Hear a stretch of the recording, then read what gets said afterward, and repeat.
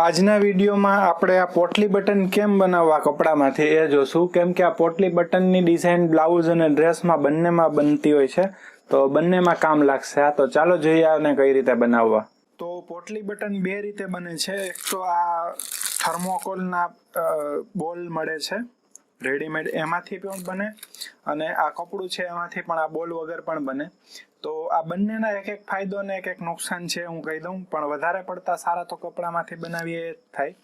તો પેલા આ બોલમાંથી કઈ રીતે બનાવવા એ જોઈ લઈએ. તો આ બોલ છે એ નાના મોટા મિક્સ આવે છે, બધી અલગ અલગ સાઈઝના, અમુક નાના અમુક મોટા. તો આનો ફાયદો એ છે કે એક સરખી સાઈઝના નાથી બટન બની શકે છે. આના જે બોલ હોય એ એક સરખી સાઈઝના બધા ગોતી અને એમાંથી જેટલા આપણે ડિઝાઇન માટે જરૂરી હોય પોટલી બટન એટલા એક જ સાઈઝના બનાવી શકીએ છીએ. તો એ એક આનો ફાયદો છે. અને બીજું નુકસાન શું છે હમણાં હું પોટલી બટન બનાવીને પછી બતાવું. તો પોટલી બટન બનાવવા માટે શું કરવાનું, એકદમ સહેલું જ છે કે આ આપણે બોલ છે એને કપડાની વચ્ચે નાખી દેવાનો અને કપડાને આવી રીતે વાળી દેવાનું, અને જેટલી કરચલી આમાં આવતી હોય એનાથી ઓછી થાય એવી ટ્રાય કરવાની, કરચલી કાઢવાની. અને પછી આ જે આપણે કપડું લીધેલું હોય કપડાનો મેચિંગ દોરો વાપરવાનો, જેથી કરીને આપણા પોટલી બટનમાં સિલાઈ લગે એવા પછી પણ કદાચ થોડું ઘણું બહાર રહી જાય તો દોરો મેચિંગ હોય તો દેખાય નહીં, એટલા માટે.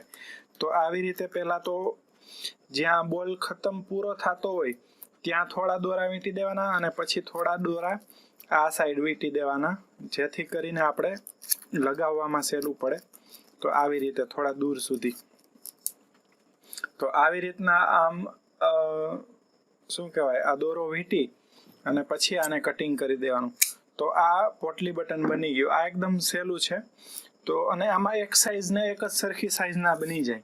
પણ આમાં થાય શું, પહેલાં ટ્રાય કરેલી મેં કે આ એક બે વખત ધોવાય ને એટલે આ જે ગોળાઈ છે ને ગોળાઈ નથી રહેતી, પણ આવી રીતે ધોઈને આમ શું કહેવાય આમ ચપટું થઈ જાય, એટલે આ લાંબુ થઈ જાય, એનો શેપ બગડી જાય. મતલબ આ જે પોટલી બટન છે આવું ને આવું દેખાતું નથી ધોયા પછી, એટલે આ ખરાબ એવી રીતના થઈ જાય છે, આવી રીતે બેસી જાય અને આમ લાંબુ થઈ જાય. અત્યારે જો દબાવવાથી પણ એમનેમ જ રહી છે ગોળ, પણ એક બે વખત ધોવાય એટલે આ પોટલી બટન ખરાબ થઈ જાય છે.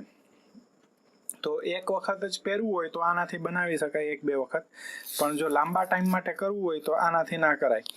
તો હવે કપડામાંથી કેમ કરવું એ બતાવું. જો અત્યારે આ કપડું આપણે એક્સ્ટ્રા નાખી દીધું, તો કપડામાંથી શું કરવાનું કે થોડું કપડું પહેલાં પોટલી બટન માટે આવી રીતે કાપી લેવાનું અને એને જ આવી રીતે વાળી દેવાનું ગોળ ગોળ, આવી રીતે હાથથી કરી લેવાનું એટલે આ ગોળ ગોળ જેવું થઈ જશે, અને એને જ આવી રીતના કપડાની અંદર નાખી દેવાનું.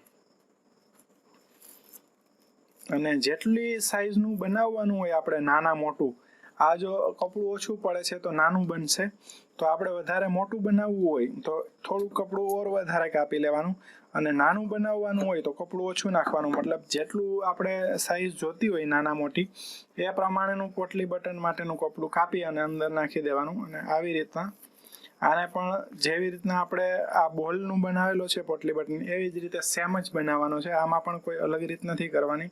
આમાં પણ કરચલી ના આવે એનું ધ્યાન રાખવાનું. અને આ દોરો વીંટવાનો, તો દોરો વીંટતી વખતે શું કરવાનું, દોરાને લૂઝ નહીં રાખવાનો, દોરો આમ થોડો ખેંચીને ટાઈટ બાંધવાનો, જેથી કરીને આનો શેપ એકદમ બરાબર આવી જાય ગોળાઈમાં.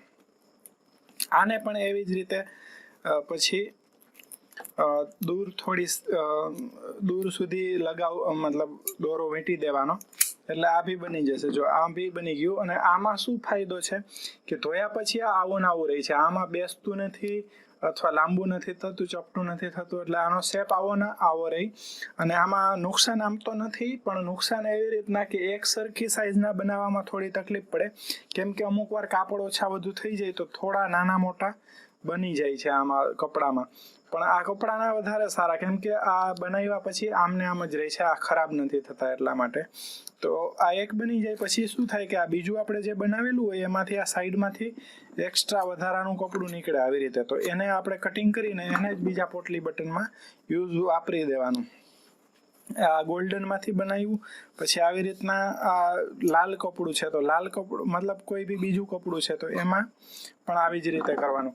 અને કપડાનું એક ખાસ ધ્યાન રાખવાનું કે જાડું કપડું હોય તો એની અંદર કદાચ બીજા બીજું કપડું નાખી દઈશું તો પણ ચાલશે, પણ ટ્રાન્સપરન્ટ કપડું હોય જેમ કે આછું કપડું મતલબ, તો એમાં એ જ કપડું સેમ ટુ સેમ નાખવાનું અને દોરો પણ સેમ યુઝ કરવાનો, જેથી કરીને ફિનિશિંગ સારું આવે ને બહારથી સારું દેખાય. નહીં તો બીજો કલર થોડો લાઇટ ડાર્ક હશે તો સારું નહીં દેખાય. તો આમાં પણ જો લાલમાં પણ એક કરીને બતાવું, કોઈ પણ કાપડ હોય એમાં આવી જ રીતે કરવાના પોટલી બટન. બસ આમાં મેચિંગ દોરો વાપરવાનો. આ બતાવવા માટે ખાલી આ મેં ગોલ્ડન માટે લીધેલો ક્રીમ, પણ હવે આમાં પણ આ દોરો વીંટી દઉં છું અત્યારે, તો એટલે દોરો પણ દેખાય કે કેવી રીતે વીંટેલો છે અને પોટલી બટન કેમ બનાવેલું છે એમ થોડો ખ્યાલ પણ આવી જાય. તો પોટલી બટન બનાવવા એકદમ સહેલા છે, કોઈ અઘરી વાત નથી.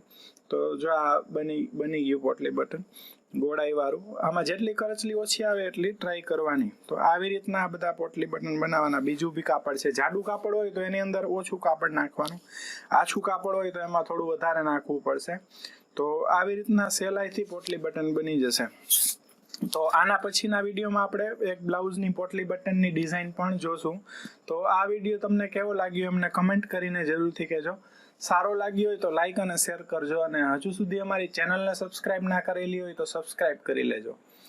આ વિડીયો જોવા બદલ તમારો ખૂબ ખૂબ આભાર.